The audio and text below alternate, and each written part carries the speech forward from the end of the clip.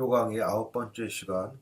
오늘은 실향민 세대 간의 애향과 효의 우선순위 이런 제목을 가지고 말씀을 드리겠습니다.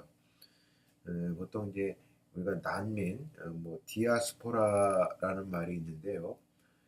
어떤 뭐 지역적인 분쟁으로 인해서 그 거주민 전체가 그 삶의 고향을 잃어버리고 다른 곳으로 가서 하나의 그 어떤 난민을 형성해서 살아가는 그런 지역을 말합니다. 뭐 요즘 얘기들로 대표적인 건 뭐 시리아 난민 뭐 그런 얘기도 듣고, 또 세계적으로 이제 유명한 데가 이제 유대인이 세계 곳곳에 흩어져서 사는 모습이 바로 그러한 난민이라고 할 수가 있는데요. 우리나라도 역사적으로 제가 8월 달에 연변에 여행을 간 적이 있었는데, 에, 그쪽 지역도 일종의 옛날로 봤을 때는 간도 그쪽에서 어떤 난민촌을 형성해 가지고 우리가 이제 성장해서 여지껏 오게 된 거죠. 그런데 이제 그런 난민촌 같은 경우에는 이제 그 고유의 어떤 문화적 정체성을 유지하려고 그렇게 이제 그 어, 어떤 고유의 문화를 발전시켜 왔는데요. 우리나라 같은 경우는 이제 뭐 우리말도 쓰고 또 뭐 김치라든가 고유한 세시 풍속 같은 것들 그런 것을 이제 유지해 왔고, 뭐 유대인 같은 경우는 당연히 뭐 유대교 같은 그런 종교적인 전통을 이어왔겠죠.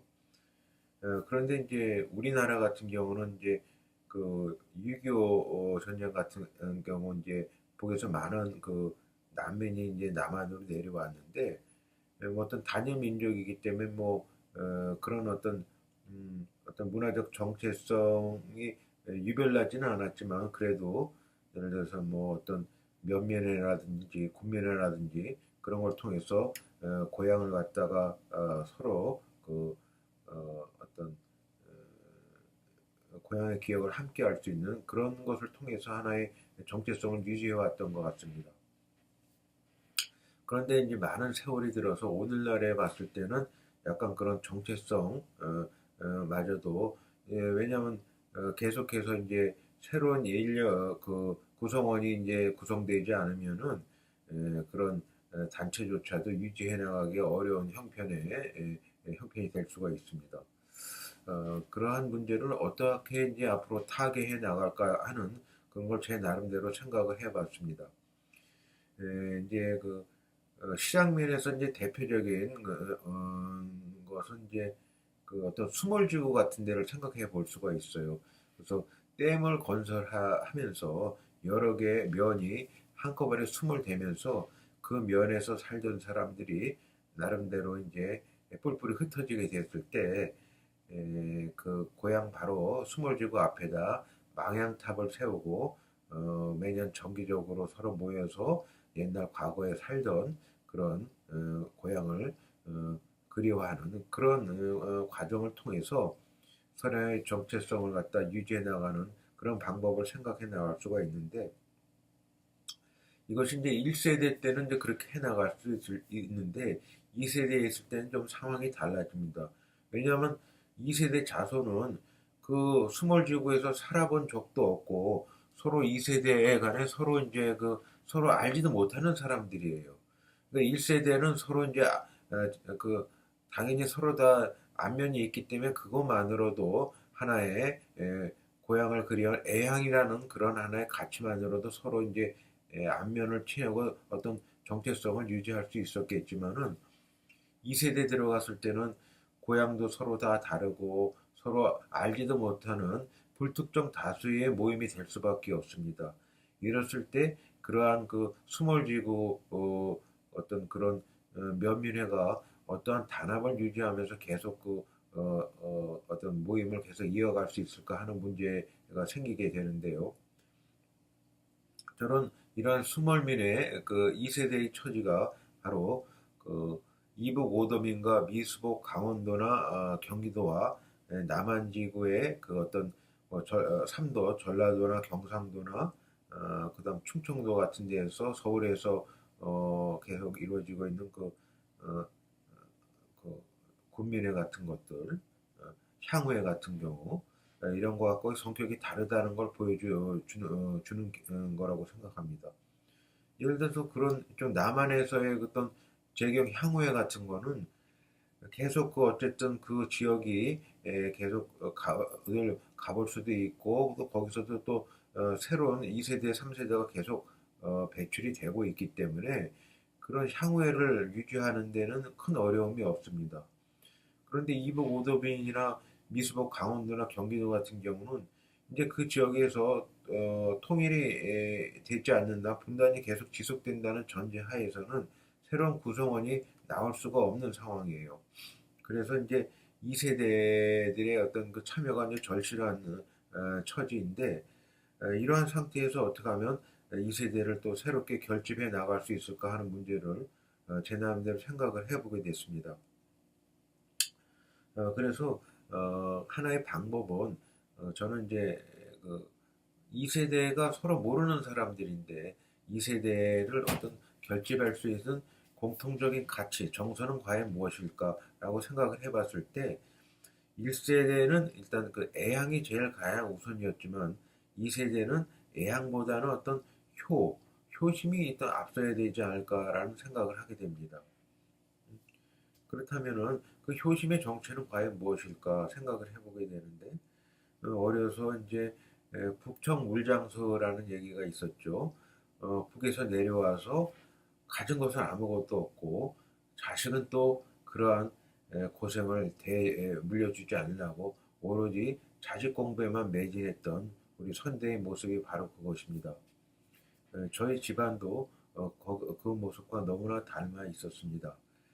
어, 제가 어려서 저희 부모님께서는 이제 초등학교를 이제 어떤 그 광화문에 있는 초등학교를 보내기 위해서 위장 전입을 해서 제가 이제 그 까지 해서 이제 다니기도 했는데 지금 이제 생각이 들어가는 거는 그렇게까지 과연 뭐 무리해 할 필요가 있었냐 할 정도로 교육열은 무척 강했던 것 같습니다.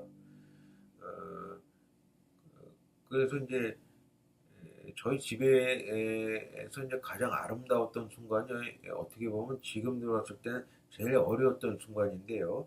아버지께서 실직을 하고 어머니께서 밥 장사를 집에서 하수기로 밥 장사를 하면서 어떤 자식 공부에만 모든 거를 바쳤던 그런 시기가 있었습니다. 그래서 이제 제가 중학교 때 같은 경우에는 매번 반에서 이제 1등을 해가지고 그때는 뭐 월말고사 보면 매년 성적표를 가져왔거든요. 그래서 이제 하숙생도 많고 그런 집안에서 저희 부모님께서는 제가 매달 갖다 주는 그 성적표 하나만이 유일한 위안이었던 삶의 목표였던 그런 시기가 있습니다. 지금 돌이켜 보면은 좀 어린 아이에게 너무 무거운 짐을 지고 그때 살지 않았냐는 생각은 드는데 또 제가 이제 고등학교 이후로는 거의 이제 그때부터는 거의 뭐 공부를 작파하게 되는 계기가 됐지만은 지금 좀 더 많이 살아보고 봤을 때는 그런 그 부모의 마음을 다시 생각을 해보게 됩니다. 왜냐하면은 저희 아버지는 강원도에서 옛날 김학원 창도면에서 그 거의 뭐그 집안에서 유일하다시피 중학교 때 그 중동중학교로 유학을 왔거든요.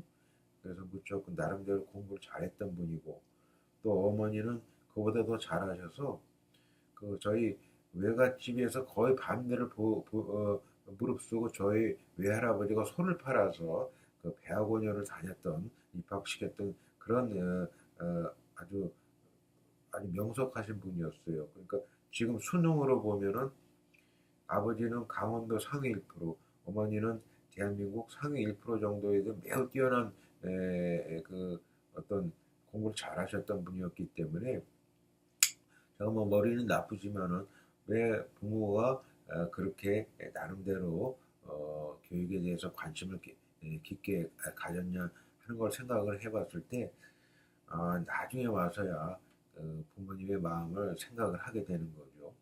뭐 저희 집 사정이 그렇지만 다른 집도 아마 크게 차이는 없을 거예요. 오로지 가진 거로는 북에서 맨손으로 내려와서 자식 공부에만 전념했던 그런 모습은 저 2세대라면 실향민 2세대라면 많은 분들이 공감을 할 수 있지 않을까 생각을 합니다. 이런 뜻에서 2세대가 이제 앞으로 나름대로 그 정체성을 가지고 어떤 그 모임을 계속 이어가기 위해서는 어떤 효라는 가치를 통해서 선대의 애향을 이해하고 또 하는 것이 어떻게 보면 중요하지 않을까. 그래서 1세대는 애향이 일단 우선이었다 그러면 2세대는 효를 통해서 애향에 이르는 그런 두 단계를 거치는 것이 낫지 않을까 생각이 듭니다. 그러니까 군민회 같은 거, 면민회 같은 경우도 일종의 비영리 단체라고 할 때 있을 때 비영리 단체도 일종의 마케팅이 필요하겠죠. 그 1세대 같은 경우는 말하자면 그 어떤 고향이라는 상상의 공동체를 갖다 가치를 구입하기 위해서 자기 나름대로 자원봉사라든가 아니면 어떤 뭐 기부금을 낸다든가 해서 그런 거 티켓을 샀다 그러면은 2세대 같은 경우에는 조금 전략을 다원화해서 어떤 효라는 가치를 티켓을 팔아서 어떤 그 정체성, 국민의 정체성을 계속 이어가는 그런 방식도 괜찮을 것 같아요. 그래서 쌍끌이족 같은 쌍끌이 방식으로 두 가지의 어떤 티켓을 가지고 다양한 옵션을 제공하는 것들 이런 것도 하나면 그 군민회라든가 면민회의 어떤 활성화에서 조금 도움이 되지 않을까 해서 오늘 말씀을 드렸습니다. 경청해 주셔서 감사합니다.